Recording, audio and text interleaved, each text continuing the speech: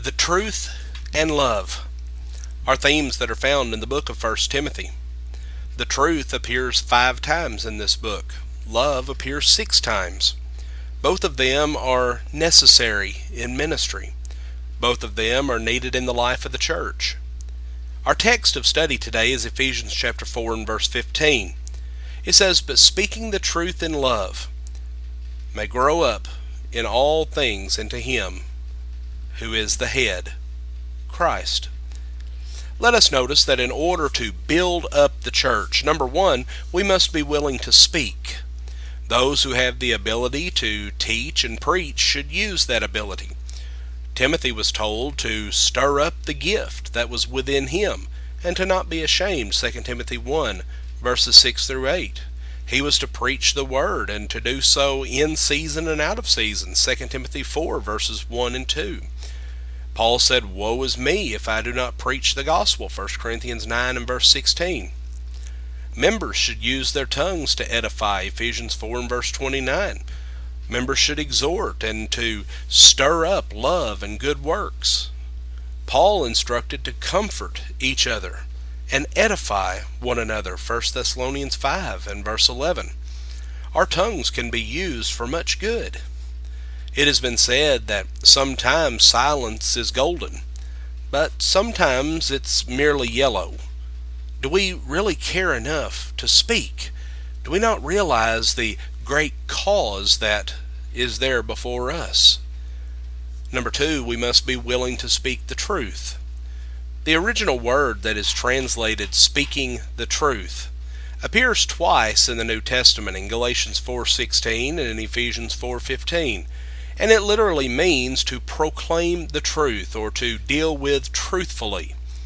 It is the truth of God's Word, not human opinions or human wisdom, that needs to be proclaimed.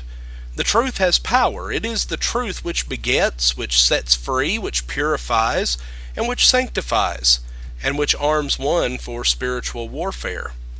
Moreover, it's not enough to speak some truth, but hold back on teaching all that should be taught. Paul said, "I kept back nothing that was helpful, but proclaimed it to you and taught you publicly and from house to house."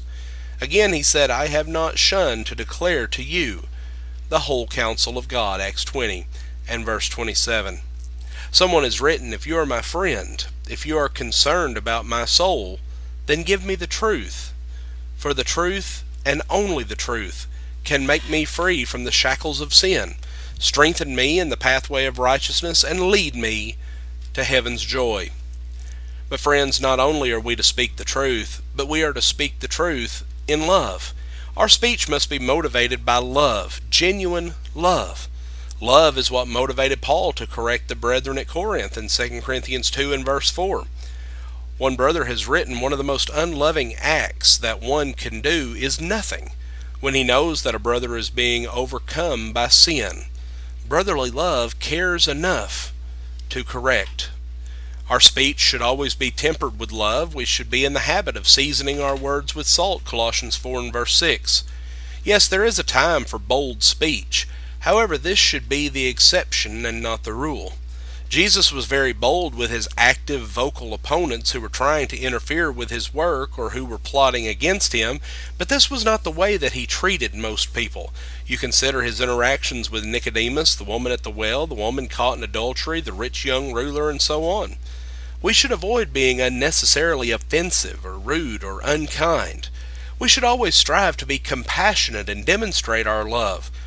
Imagine 2 preachers, and one points out sin in a member's life with a gleam in his eye and seems to enjoy it. The other points out sin in a member's life with a tear in his eye and seems sincerely concerned. Which would you come closer to hearing? The Apostle Paul shed tears when he preached. May we rejoice with those who rejoice and weep with those who weep, Romans 12 and verse 15. Let us learn to sincerely care for people and remember that without love, we are nothing, 1 Corinthians 13, verses 1 through 3. We as children of God must remember that proclaiming the word is not just about rebuking, but it is also about convincing, exhorting, comforting, and edifying. Thank you for joining us for our program today. Have a blessed day.